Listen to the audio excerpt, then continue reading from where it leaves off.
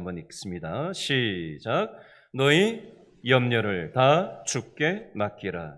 이는 그가 너희를 돌보심이라.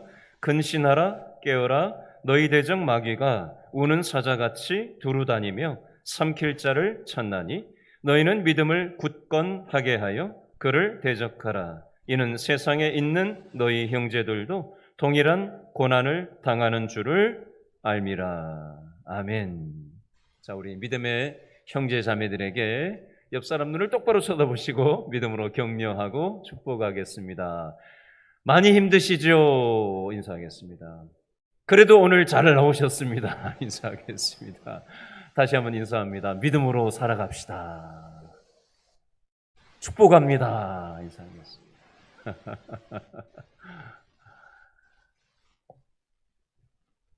이틀 전에 제가 성도 한 분을 만났는데요.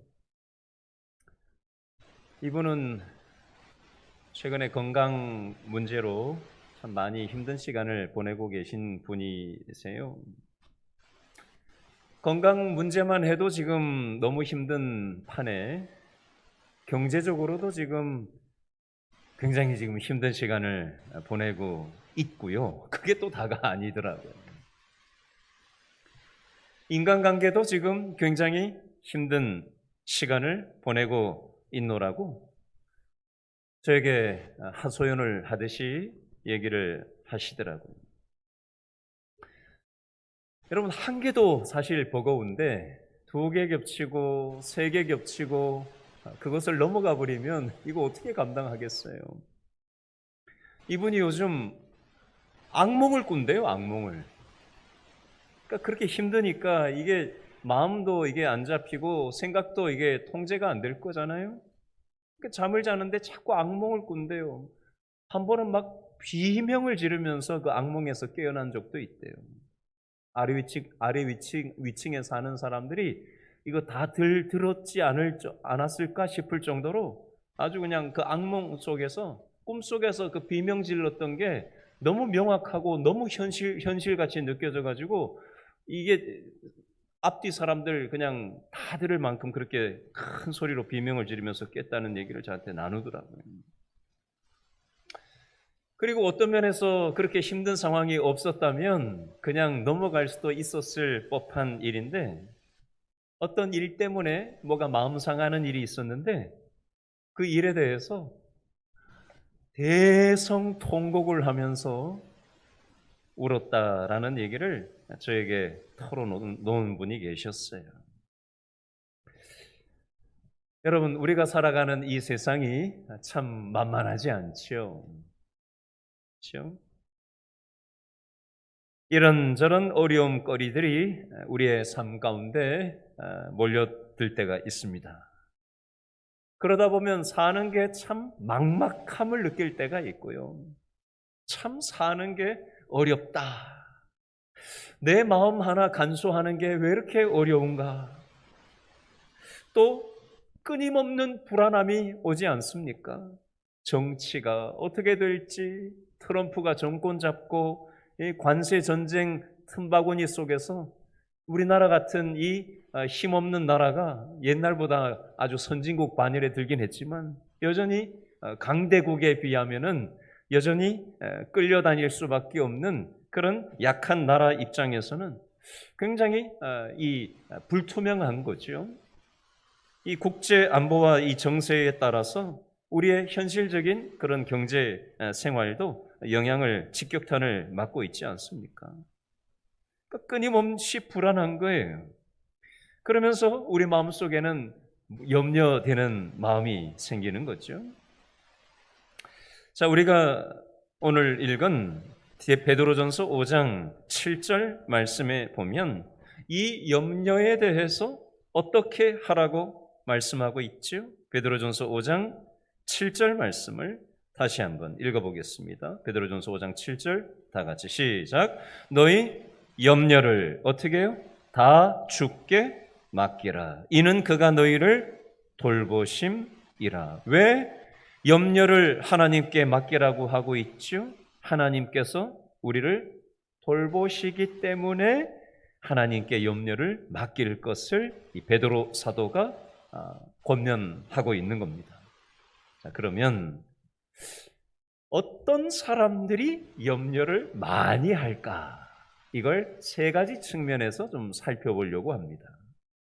자, 어떤 사람들이 염려를 많이 하나? 자, 첫 번째, 염려를 많이 하는 사람들의 첫 번째입니다. 저를 따라 하시죠. 믿음이 작은 사람들이 염려를 많이 합니다. 예. 자, 여러분 한번 스스로에게 한번 답을 해보세요. 나는 믿음이 많은 사람인가? 아니면 나는 믿음이 작은 사람인가? 어떤 걸로 판별을 할 수 있다고요? 내가 염려를 많이 하면서 사나?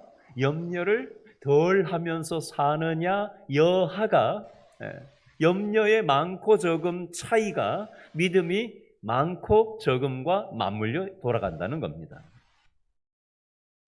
자, 믿음이 작은 사람들은 하나님을 신뢰하지 않고 날마다 먹고 사는 문제만 생각하다 보니까 염려를 많이 하게 되는 겁니다.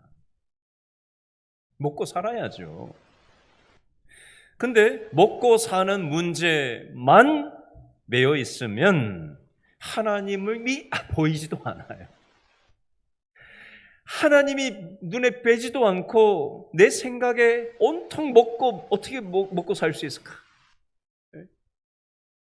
그런 생각에만 그냥 온통 빠져 있으면 하나님이 1도 생각이 나지 않고 내 마음에 하나님의 마음이 1도 느껴지지 않은 채 그저 먹고 사는 문제만 생각하다 보면 염려에 휩싸일 수밖에 없다는 겁니다.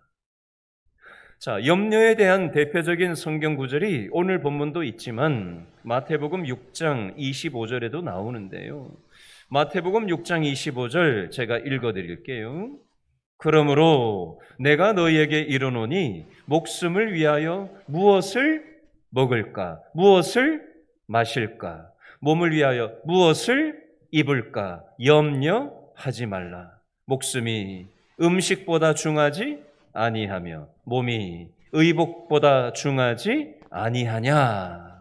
라고 말씀을 하시면서 공중의 새를 보라. 심지도 않고 거두지도 않고 창고에 모아들이지도 아니하되 너희 하늘 아버지께서 기르시나니 너희는 이것들보다 귀하지 아니하냐? 라고 마태복음 6장 26절에서 말씀하십니다. 여러분, 하늘을 나는 새 있잖아요. 새. 그렇죠? 공중에 나는 새도 자기 힘으로 사는 게 아니라 하나님이 기르신다라고 이 성경이 말씀하는 겁니다. 하늘 나는 공중에 나는 새보다 우리 사람이 얼마나 귀해요. 그렇죠? 새도 하나님께서 돌보시는데 우리 사람들을 하나님이 돌보시지 않겠냐라는 말씀입니다.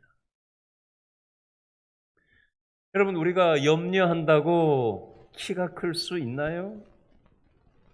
우리가 염려하고 근심하면 어떻게 된다고 잠언에서 말씀하죠? 뼈가 마른다라고 말씀합니다. 잠언에 보면 사람이 너무 걱정 근심을 하면 뼈가 마른대요.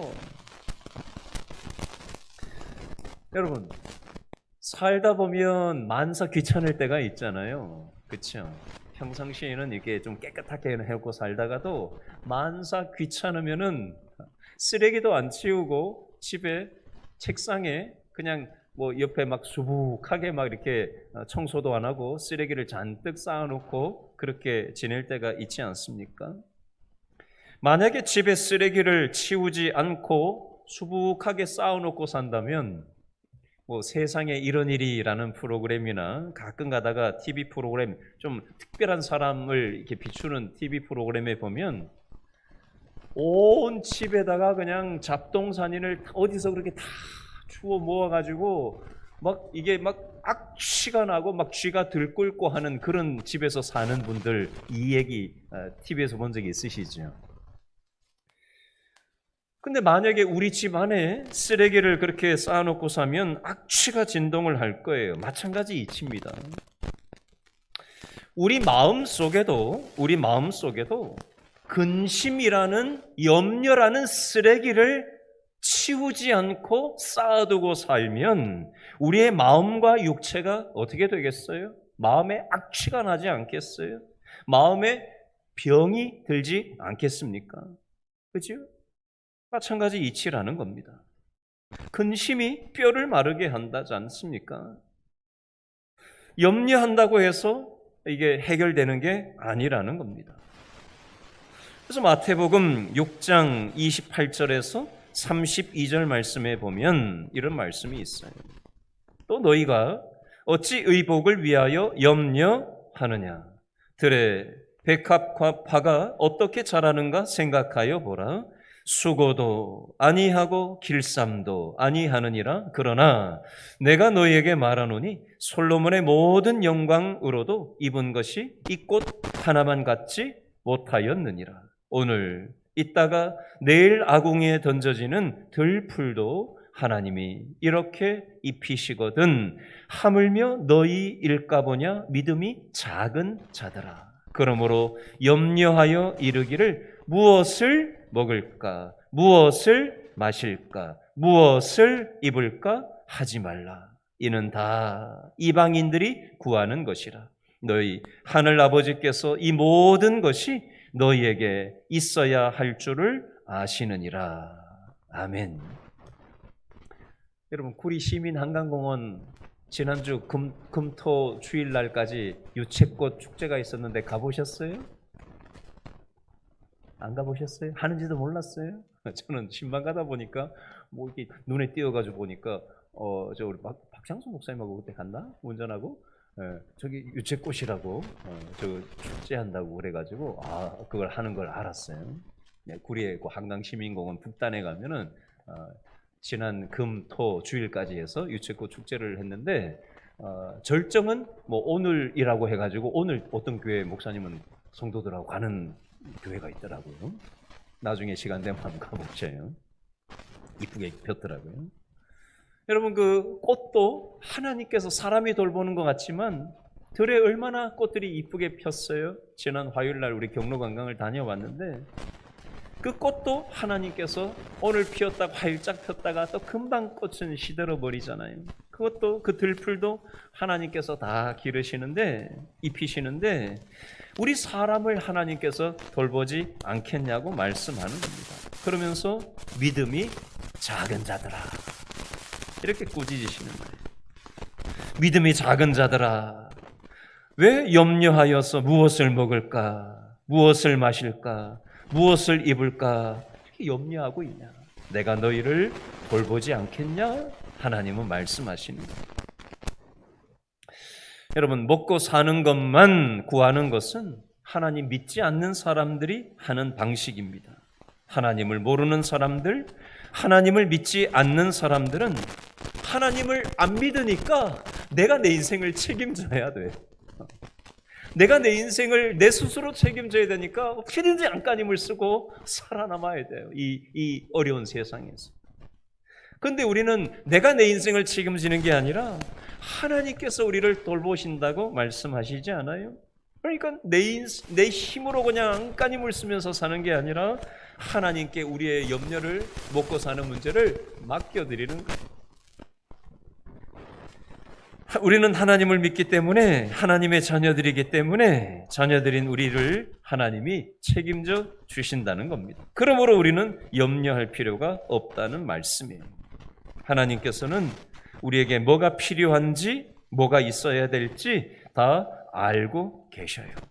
그러므로 마태복음 6장 33절에 보니까 그런즉 너희는 먼저 그의 나라와 그의 의를 구하라. 그리하면 이 모든 것을 너희에게 더하시리라 말씀하시는 거예요. 여러분, 염려 없는 사람이 어디 있겠어요? 근심 없는 사람이 어디 있겠어요? 그러나 하나님께서 이 모든 것들을 돌봐주시겠다, 책임져 주시겠다 약속하셨으니까 하나님께 믿고 맡기고 하나님하고 가까워지면 하나님께서 해결해 주신다라는 말씀입니다. 성경 이스라엘 백성들이 광야 생활을 할 때 절망적인 상황만 봤어요. 야, 마실 물도 없네. 이 광야에 풀도 안 자라는 땅이네. 아니, 애굽에 살 때는 물도 있었고 풀도 있었고 먹을 것도 있었는데, 야, 여기서 이제 우리 다 죽었다. 절망밖에 보이지 않았어요. 밤에는 춥죠. 낮에는 뜨겁죠. 전갈이 있죠. 수많은 짐승들의 위험이 광야에 있었어요. 광야에서 살아가는 게 너무 고생스러웠어요. 야, 이거 일주일이나 여기서 살 수 있을까 싶었습니다.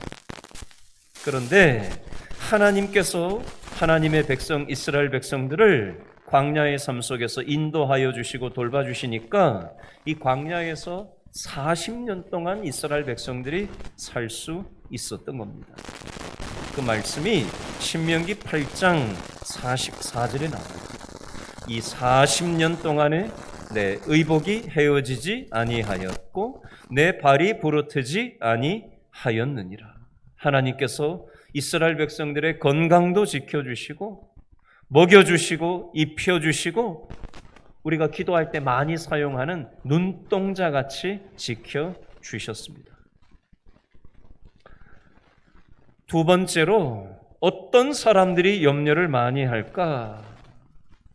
어떤 사람들이 염려를 많이 할까? 자, 저를 따라합니다. 두 번째예요. 하나님을 보지 않고 세상만 보고 사람만 보는 사람들이 염려를 많이 합니다. 어떤 사람들이 염려를 많이 한다고요? 하나님을 보지 않고 세상만 보고 하나님을 보지 않는 사람들이 염려를 많이 한다는 거예요. 여러분, 이틀 전에 제가 강남 세브란스 병원 신방을 갔다 왔어요. 우리 교회 주정자 권사님 남편 되시는 우리 김도섭 집사님이 후두암이 해결이 되는 것 같았는데 몇 년이 지나서 지금 재발이 되셨고 지금 폐에까지 전이가 되셨어요. 그리고 지금 간도 많이 안 좋으신 상황이에요. 산소호흡기를 끼고 지금 많이 안 좋으시다는 얘기를 듣고 놀래가지고 제가 목요일 날 강남 세브란스 병원에 신방을 어제였네요. 어제 맞나요? 네. 제가 간 게 어제였나? 박창수 목사님, 내가 어제 갔다 왔나요? 수요일 날 갔다 왔어요. 네, 수요일 날 제가 갔다 왔다고 합니다. 수요일 날 낮에 이제 김도섭 집사님을 만나 뵙고 같이 손을 잡고 얘기를 나누고 그러면 왔어요.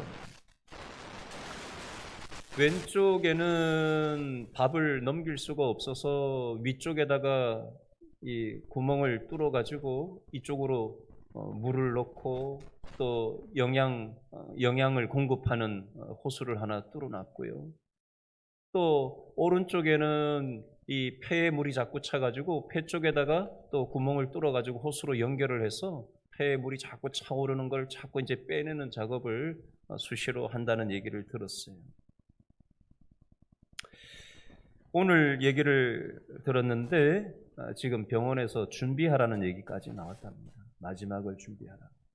어제 가족들이 친지들이 왔다 가고 아들도 지금 휴가를 내서 지금 아버지한테 와 있다라는 얘기를 아까 주정자 권사님하고 통화를 낮에 잠깐 했어요.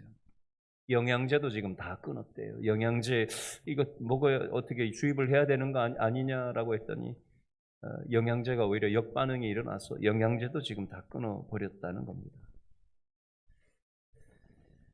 제가 이 말씀을 준비하면서 하나님께서 우리의 살고 죽고 생사화복이 하나님 손에 달려있다라는 생각을 새삼 해보면서 우리 김도섭 집사님이 딱 생각이 났어요. 하나님께서 사람의 살고 죽는 이 생사화복을 하나님이 붙잡고 계신다. 우리 김도섭 집사님 수년 전에 처음에 암 발병됐다는 얘기를 제가 여기 길동 지나가다가 주정자 권사님한테 전화를 온 걸 듣고는 또 상가 옆으로 들어가서 그 길거리에서 제가 주정자 권사님 전화 받고는 바로 같이 기도했던 게 처음이었는데 그 항암 투병하면서 깨끗하게 나았다고 감사하고 또 그 은혜 주셨다고 너무 기뻐했던 그 시간이 있었고 또 수년 동안 괜찮다가 또다시 재발되고 또 투병하고 하는 이 과정을 거치면서 우리 김도섭 집사님이 믿음이 쑥 들어갔어요. 지난번에 집에 신방을 가서 대화를 나눠보니까 옛날에는 신앙이 없었는데 그 어려운 시간들을 겪으면서 하나님에 대한 믿음이 쑥 들어가셨어요. 이틀 전에 신방 갔을 때도 예수님에 대한 믿음, 예수님을 의지하는 그 믿음이 분명하게 서 있으시다는 걸 제가 확인을 하고 왔어요. 여러분, 하나님의 뜻이 어디에 있는지 우리는 알지 못합니다. 그리고 우리가 아까 찬양 불렀잖아요. 찬양할 때 김도섭 집사님도 생각이 났지만 우리도 하나님 불러가시면 우리도 언젠가는 가는 거예요. 우리 영원히 이 땅에서 살 수 없습니다. 우리의 생사화복이 하나님 손에 달려 있는 겁니다. 근데 우리는 세상만 쳐다보면서 살지 않습니까? 사람만 쳐다보고 살지 않아요. 하나님을 바라봐야 되는데 하나님이 우리 인생의 생사화복을 잡고 계시는 분이신데 하나님은 바라보지 않고 세상만 보니 염려밖에 안 나오죠. 사람만 바라보니 염려밖에 나올 게 뭐가 있겠어요. 여러분, 우리의 죽고 사는 거 하나님 손에 달려 있다는 것입니다. 예를 들겠습니다. 경상도 경북의 경상북도 대구 근처에 자산교회라는 교회가 있었다고 합니다. 이 교회에 5부자가 있었대요. 5부자. 5씨 부자가 아니라 5형제가 있었대요. 5형제. 그래서 5부자, 다 부자인 5형제가 있었는데 헌금도 많이 하고 재산도 많은 큰 사업을 하는 이 5형제가 있었는데 이 한꺼번에 이 5명의 형제가 대구로 이사를 해버리게 됐답니다. 그러니까 시골 교회인데 헌금 많이 하던 5명의 부자 형제가 동시에 다 빠져나가니까 교회가 재정적으로 굉장히 어렵게 되지 않았겠어요? 그랬더니 이 교회, 자산교회 중직들이 이 교회 재정에 대해서 염려하는 마음이 생겼다는 겁니다. 어떻게 하지? 저분들이 워낙 헌금을 많이 5형제가 했었는데 동시에 빠져버리면 재정이 굉장히 어려워질 텐데 어떻게 하지? 염려하기 시작했대요. 고민하다가 이 5형제 부자가 대구로 옮겼는데 그 대구의 교회를 목회하고 있던 그 당시 선교사님이 목회를 하고 있었다고 하는데 그 선교사님을 찾아갔답니다. 그 선교사님 앞에서 이 중직 몇 명이 찾아가가지고 한숨을 팍 쉬면서 그러고는 앉아 있었대요. 그랬더니 이 선교사님이 왜 그러십니까? 왜 이렇게 한숨을 쉬셔요? 질문을 했더니 무슨 걱정거리라도 있으십니까? 질문을 했더니 우리 교회의 5부자가 한꺼번에 이사를 했습니다. 그렇게 답을 했더니 이 선교사님이 뭐라고 답을 하냐면 그래요? 그거 참 큰 문제군요. 그러나 그것보다 더 큰 걱정이 있습니다. 라고 선교사님이 답을 하시더랍니다. 아니 무슨 걱정이 있으십니까? 그랬더니 이 선교사님이 이 자산교회 중직들을 앞에서 이렇게 답을 하시더래요. 여러분들이 하나님은 믿지 않고 그 헌금 많이 하는 5명의 그 5형제를 믿고 계셨으니 그게 어떻게 큰 문제가 아니겠습니까? 라고 답을 했다는 겁니다. 그래서 이 중직들 몇 명이 그 선교사님의 말씀을 듣고는 우리가 하나님을 바라보지 않고 헌금 많이 내는 5명의 큰 그 부자들을 믿고 의지하고 있었구나라는 사실을 깨닫고는 회개하고 그 교회가 하나님께서 지켜주실 것을 믿고 기도하는 교회가 되었고 나중에 이 자선교회는 하나님의 은혜로 5명의 부자가 있을 때보다 더 풍성해지는 그런 교회가 되었다라는 그런 실제 얘기입니다. 이건 꼭 교회만의 문제는 아니겠죠. 우리 개인의 신앙도 똑같은 이치일 것입니다. 우리의 살고 죽는 것, 우리가 흥하고 망하는 것 누구에게 달려 있냐? 저를 따라합니다. 하나님 손에 달려 있습니다. 그러므로 우리는 누구를 바라보고 신앙생활 해야 돼요? 하나님 바라보고 신앙생활 해야 되는 것입니다. 세 번째입니다. 어떤 사람들이 염려를 많이 할까요? 따라합니다. 기도하지 않는 사람이 염려를 많이 합니다. 누가 염려를 많이 한다고요? 기도하지 않는 사람이 염려를 많이 한다는 겁니다. 기도하지 않는 만큼 염려가 많게 되어져 있고, 기도하는 만큼 염려가 없어지게 되어져 있습니다. 근데 대부분의 사람들이 염려만 하지 기도는 하지 않습니다. 제가 이 말씀을 가만히 묵상을 하다가, 저도 아까 설교 준비하다가 말고 제가 중간에 이 대목에서 눈을 감고 기도를 했어요. 회개 기도를 했어요. 하나님, 제가 설교는 이렇게 하려고 준비는 하고 있으면서 저 역시도 염려만 하고 있네요. 하나님께 믿고 맡기고 기도를 해야 되는데 저 역시도 염려만 하고 있네요. 기도하고 있지 않으니까 제가 염려가 많았네요 하면서 제가 아까 회개 기도를 했습니다. 예를 들겠습니다. 어떤 젊은 여자분이 남편이 먼저 세상을 떠나고 자녀를 6명을 낳았는데 남편이 없는 채 젊은 나이에 이제 아이 6만 이제 키워야 하는 그런 상태가 된 거예요. 그러니까 이게 얼마나 힘들었겠어요? 그래서 염려가 생겼는데, 근데 기도를 하면 하나님께서 또 이렇게 뭔가 믿음의 생각들을 주시더라는 겁니다. 가만히 생각을 해보니까 자기는 뭐 일도 할 수 있는 게 별로 없고, 또 공부를 많이 하지도 못해서 어디 취직도 할 데가 없고, 내가 할 수 있는 게 뭐가 있을까 고민하다가 어린 아이들을 내가 잘 돌볼 수 있겠다라는 그런 생각이 들더라는 겁니다.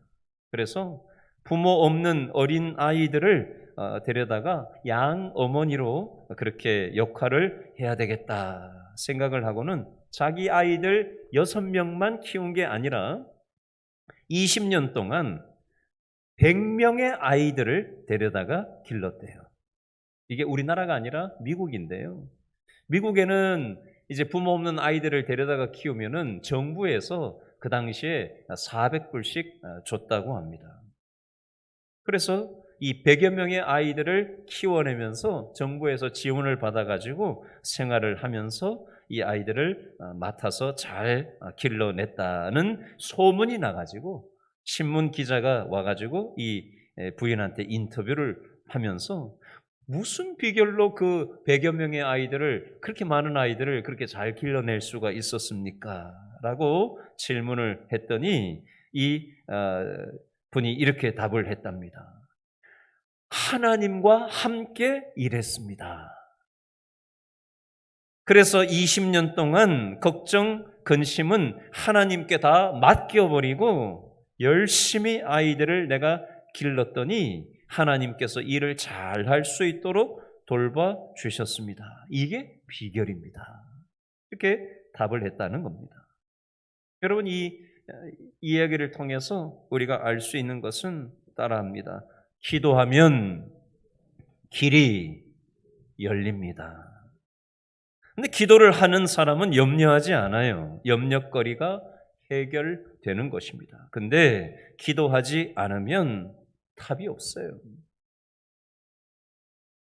여러분, 살다 보면 답 없는 때가 많잖아요. 그때 하나님께서는 우리에게 뭘 하기를 원하시는 거예요? 기도하기를 원하시는 겁니다. 제가 며칠 전에 만났던 몇 가지 어려움을 겪었다는 그분도 통곡을 하고 또 악몽을 꾸고 비명을 지르고 아무것도 아닌 일 가지고 대성통곡을 하면서 어려운 일을 통과하면서 저를 만나서 그런저런 일들을 얘기하면서 자신이 새벽 기도를 나가야 되나 지금 생각 중이라고 저한테 그 고백을 하더라고요. 기도하러 가는 거잖아요.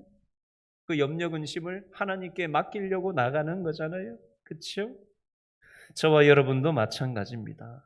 여러분, 이런저런 염려 근심거리들이 끊임없이 우리에게 다가옵니다. 이 부분들을 우리가 하나님 앞에 가지고 나가서 하나님이 우리의 아픔을 다 알고 계셔요. 우리의 아픔을 하나님께 맡길 때 하나님께서 해결해 주실 줄로 믿고 우리가 하나님께 맡기는 기도를 이 시간에 올려드렸으면 좋겠어요. 이 시간 말씀 붙잡고 우리 찬양하고 같이 기도하도록